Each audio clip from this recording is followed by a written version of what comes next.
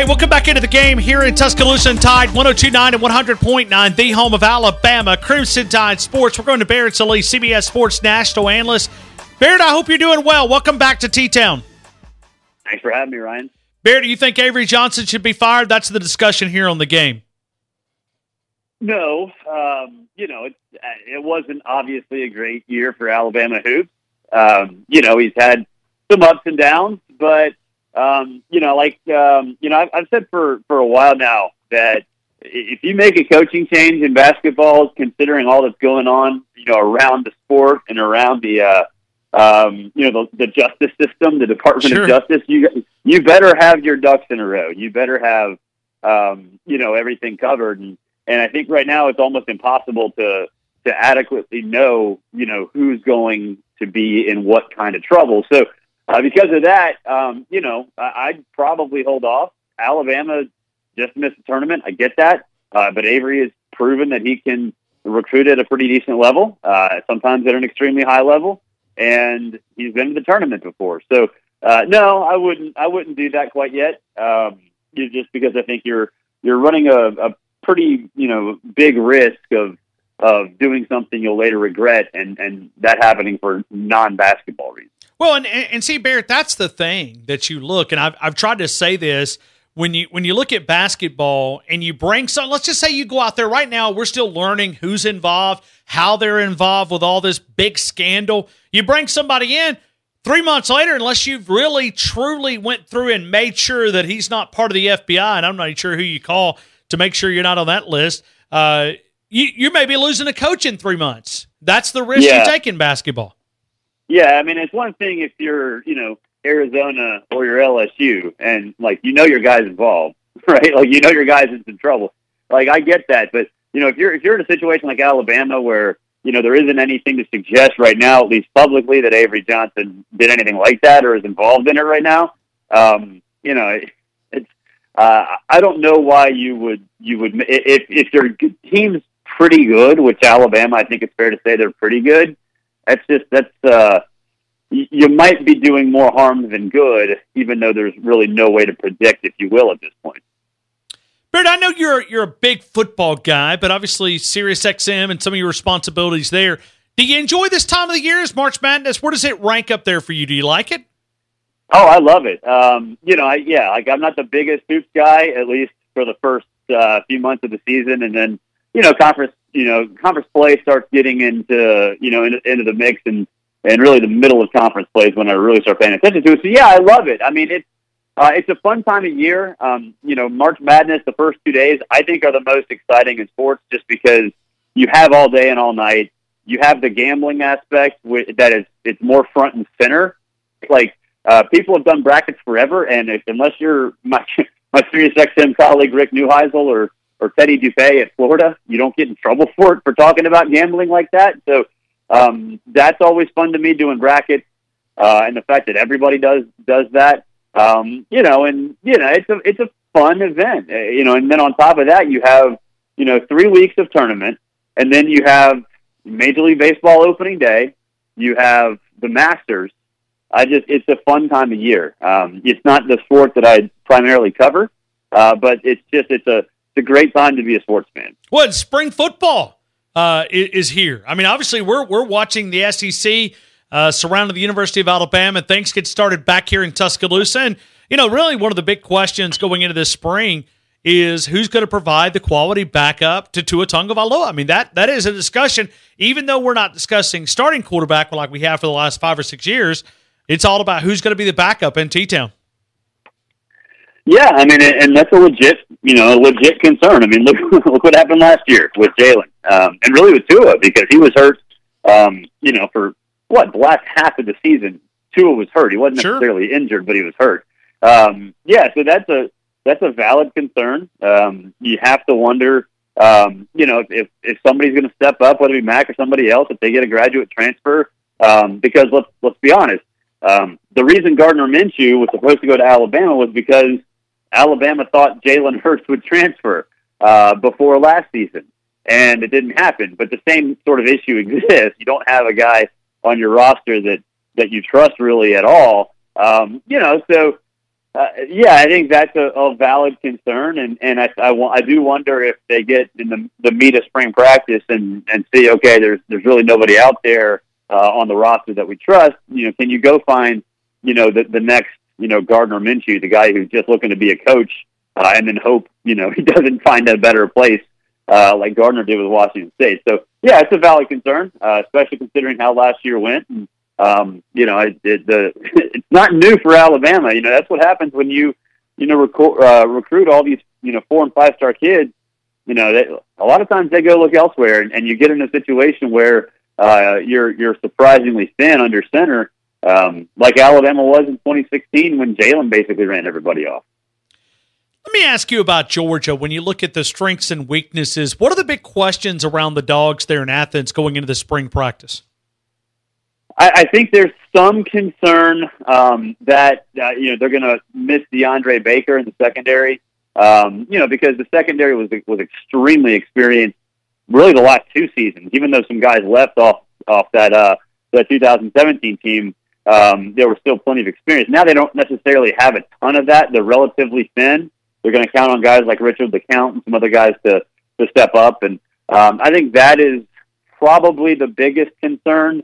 If there's another one, maybe it's wide receiver, because if you lose some of those guys they had, last year, like Mecole Hardman, Riley Ridley, it's a problem, but they do have guys again that they do trust. I think Tyler Simmons is probably one that is going to get involved in a lot of ways, kind of like Mecole did last year. So those 2 things I think are top of mind, but really, I mean, sort of like Alabama. You have to. So I was asked on another station, "What's Alabama's biggest concern?" And it's like, kicker. So it's kind of like that at Georgia, where you kind of have to stretch to find things that they're truly concerned about and could truly derail a season. Because I don't think much will for Alabama or Georgia at this point. Well, and certainly when you look at Alabama, I mean, kicking is, to me, it changes the way that you call a game. I think in the championship game, it hurts you because you had no confidence that your kicker, after watching him attempt some things pregame and attempt in game, you watch the way you don't have any confidence. It changes the way you call a game. And I'm not sure why Nick Saban, we were talking to a guy at LSU, he said he's never had great kickers. He said, you go back to his days at LSU, he didn't have good kickers then. I don't know if it doesn't make sense. Yeah, why is that? I mean, guys got players at all the positions, but that is one area that he struggled at. Yeah, it doesn't make sense. It's been happening, all the time, and it's not due to lack of effort. I mean, look at that. I saw Adam Griffith in high school. I mean, he's from around here, and he could kick. And this year they've got the 3-star kid who's the worst recruit of the class when he's a 3-star kicker, when the best kicker in the recruiting in the player rankings this year. And so you think that would help. So yeah, I mean, it's there's a lot that I think you have to be concerned about in that department. And it does change the way you call a game.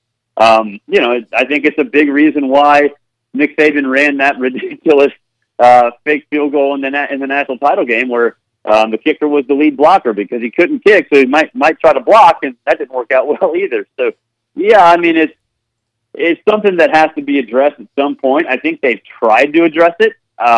It's not due to lack of effort. I think part of it is just flat out swinging and missing on some ideas, and other times it's maybe just a lack of attention. Barrett, let me go to LSU and Texas A&M. Who's the biggest threat to Alabama? Is it LSU? Is it Texas A&M? Or is it somebody else? Oh, it's Texas A&M, no doubt. They finished second last year in the West, tied for second anyway, and won the tiebreaker over LSU. So, I think LSU's feeling is what it is. I mean, Joe Burrow is not going to replicate his Fiesta Bowl performance against SEC opponents. It's just not going to happen. Kellen Mond, I think, can certainly grow. You look at last year, the biggest threat was Texas A&M last year. They played Alabama, closer than anybody else, aside from Clemson, obviously. They played Clemson closer than anybody else. They were inconsistent, which you sort of expect from a first-year team, but you saw how good they could be, and they were pretty darn good. So, they lose some folks. I think the biggest problem will be Travion Williams, and finding a running back that can do what he did. But I think Texas A&M is going to be better than last year, because of the familiarity with the system and what Jimbo Fisher asked them to do. Now they've got a tough schedule. I get that, but LSU to me, they just sort of are who they are. They're a good, solid 9-10 win team, maybe. But they, like the LSU teams under Les Miles, they don't really try to win games outside of their comfort zone.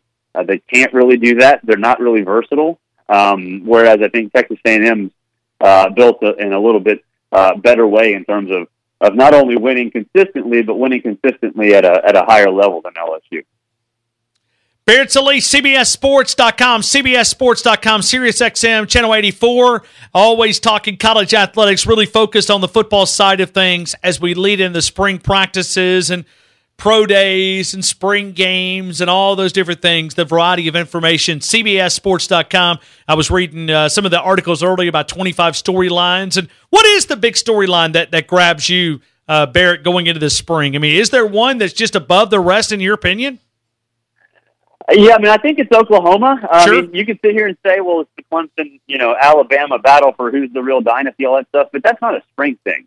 I mean, we all kind of know, but I mean, I guess Clemson's defense has got to be reloaded, and yeah, that's a story, but I mean, Brent Venables has sort of earned the benefit of the doubt in that department. To me, it's Oklahoma for two reasons. One, the Jalen angle, because of, the fact that Kyler and Baker have had so much success before, but then also the defensive angle as well, with Grinch coming in and the fact that they were dreadful last year, and that really, cost them. Maybe not cost them in the playoff because, who knows if they'd have beaten Alabama with a good defense. But, it made them less of a threat, obviously, last year because of the lack of defense. So, Oklahoma's fascinating. If Grinch can figure things out, then Oklahoma goes from just being, playoff caliber to potentially national championship caliber. I don't know if you can do that in 1 year, but it's possible. And so I think that's the biggest thing to me is sort of the